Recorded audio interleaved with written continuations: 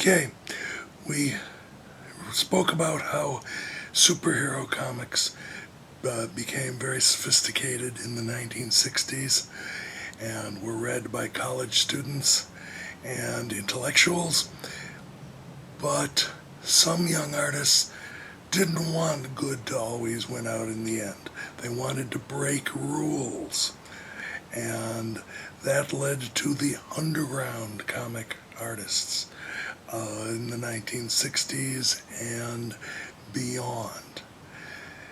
Now, one of them was Robert Crumb, and he came out of Philadelphia, worked for a greeting card company for a while, and then moved to San Francisco, where the hippie thing was going on. And he took LSD and said that transformed his comics, and he came up with the ZAP Comix, and later organized other artists with him as well. He looked back to sort of a 1920s big-footed characters trucking on down the street style. Sometimes his depictions of black people use the racist old conventions of the 20s, and women may find his depictions of women, and some of these guys' depictions of women, very sexist, though they saw it as a time of liberation, of no rules, but that's how they saw it for themselves. Another one of them was Spain Rodriguez. He came up with a superhero type character, Trash Man, who was fighting oppressive forces as a revolutionary. One cartoonist from Texas who'd worked on the University of Texas humor magazine, Gilbert Shelton, came up with the Furry Freak Brothers. Imagine the Three Stooges as hippies, doing all sorts of ridiculous things, often because they were too stoned. S. Clay Wilson did incredibly lewd comics that had pirates and had a lot of violence, lesbian motorcycle gangs chopping off parts of men when the men waved it in their faces, etc. But he was one of the ZAP group as well. Dan O'Neill, a San Francisco cartoonist, he appropriated Disney characters and did comics where Mickey and Minnie were making love, and Disney Corporation did not like that and sued him for a great amount. He was in debt for many years because of that.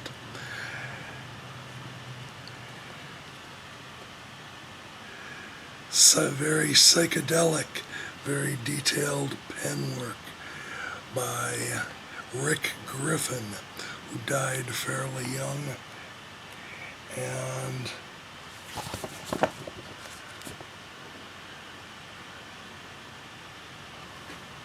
some of it so ornate. He was a born-again Christian of a sort and used imagery of the crown of thorns and the heart, and mixed them in all sorts of strange ways, sometimes with pages of indecipherable text. So very strange, very decorative work by Rick Griffin. Also did a lot of famous posters of the time and record covers for the Grateful Dead, who were friends of his. Now, in the 70s, women were realizing, hey, this comics medium is very expressive. We can express our concerns as well, and no, they're not as necessarily as lewd or as Playboy-like as these guys, but they can be sexual as well, but also social. phrase at the time was the personal is the political. And that feminist idea that your story has integrity. You're not just a little person, you're somebody whose experience is very real and is as valid as anybody's. So in a way, all of these, even the men's fantasies, were playing that idea out of one's thoughts, concerns, repressions are still something that doesn't need to be suppressed. A time of no censorship. Let it all hang out. So, women's comics were organized by Trina Robbins, and she got a real variety of artists participating in it. An anthology has just been published of those comics, and some former students of mine have gotten a hold of it and say it's quite a rich book. Now, Melinda Gebbie, and she was a San Francisco artist. She suffered a date rape that was very traumatic for her, but she turned it into a comic called Frescazizis that has various women characters taking revenge on oppressive men figures. And I think she worked out her emotion in an artwork and made a very powerful comic. She ended up going to England, unfortunately on her honeymoon, she was married to a poet friend of mine, and she stayed in England after he came back to California. She ended up meeting Alan Moore, the comics writer who was working on Watchmen at the time, or had just finished Watchmen. And she's been with Alan for 30 years or so since then. And they seem to have worked out, and they've done some collaborative projects together. Melinda Gebbie.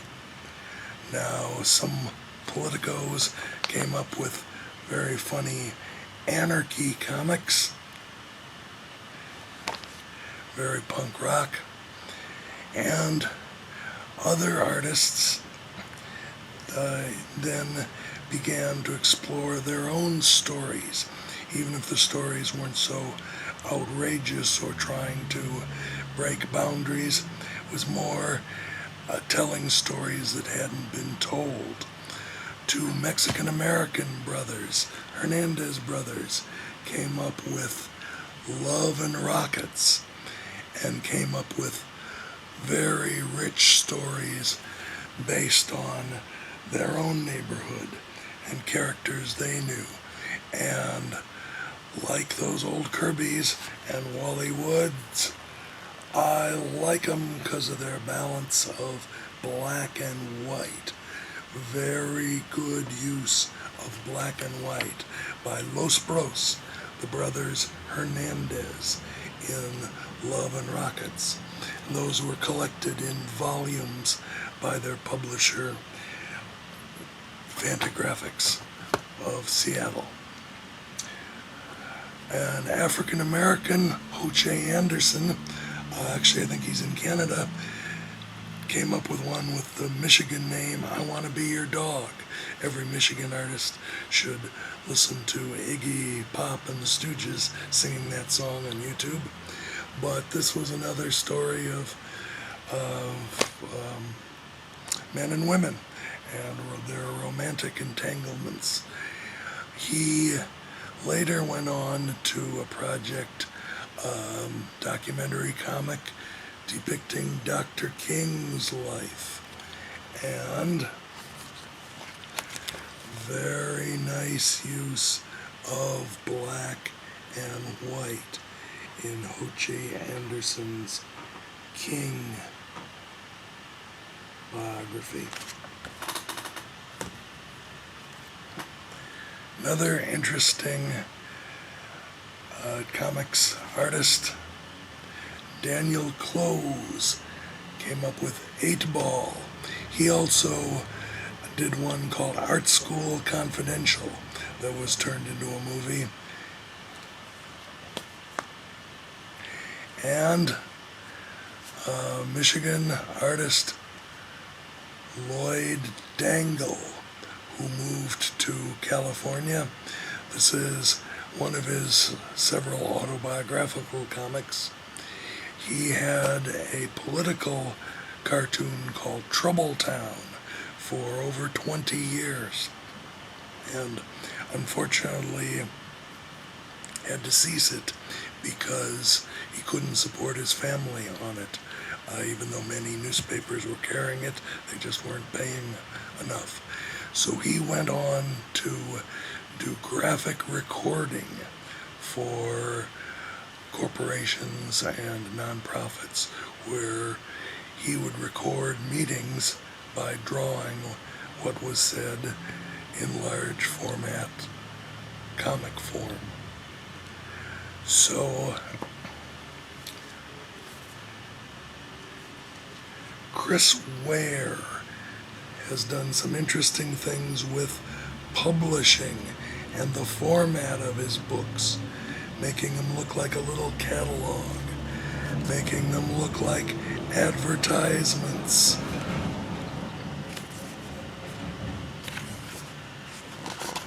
The kind of teeny tiny print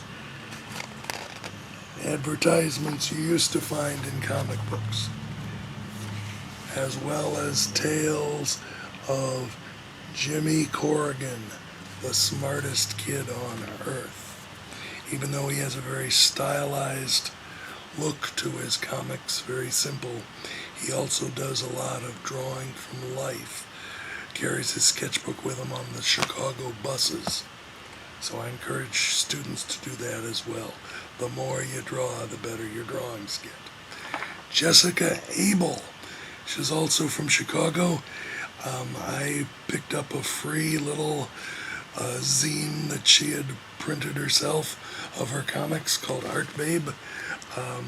Later, this was published by publisher and sold in a better format, but she started out just doing little Xerox zines.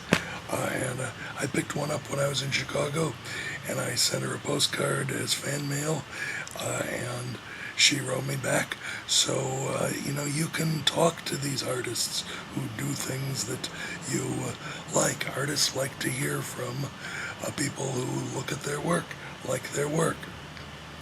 Now, another California comics artist, her mother was friends with Robert Crumb and all those ZAP guys, and so they may have helped her, they encouraged her, may have helped her get published early on. Phoebe Gluckner, and she began, as you can see, with autobiographical stories, her own life. A later project called Diary of a Teenage Girl was turned into a live-action movie last year, and may be available. She teaches at University of Michigan, and so you could study more comics there if you wanted. Now, you can't say that the ZAP comics were considered respectable, although fortunately there was no Dr. Wortham or congressional hearings against them. Times had gotten more liberal. However, comics weren't considered really respectable and sold in bookstores until Art Spiegelman's Mouse series. Again, it's autobiographical, but Spiegelman, who'd been doing comics and was a friend of the ZAP artists and so on, was doing very creative, innovative, independent comics, was trying to figure out how to make use of his father's stories of suffering the concentration camps, surviving concentration camps. And Art knew this was something that he'd listened to his father telling these stories, but how could he make use of it? So he decided he would present the Jews, like his father and family, as mice suffering under oppressive cats, the Germans. Sometimes when they were sent to the concentration camps, the staff and guards were Poles, and he presented the Poles as pigs. So, and that caused a controversy when the book was finally translated into Polish. But he he conceived of it as a very large project, and even though Will Eisner had pioneered the idea of the graphic novel, Mouse was the first graphic novel that really got notice. It got a Pulitzer Prize, one of the highest American literature prizes. And so that really launched the medium of the graphic novel. A more recent one by a younger artist I picked up a couple years ago is Jean Wen Yang's American-Born Chinese, about a Chinese American in California. So, wanting to end on a Michigan note, Hannah Heckman did this little independent comic called Traces 5 years ago when she was a student of graphic design at University of Michigan Flint. And I'm pleased to see that our good new work that is independent, that is making use of the freedoms that were explored so violently, so crazily years ago with the underground comic artists. Now nobody feels they can't make a comic based on what they like or what they have lived. And that's good.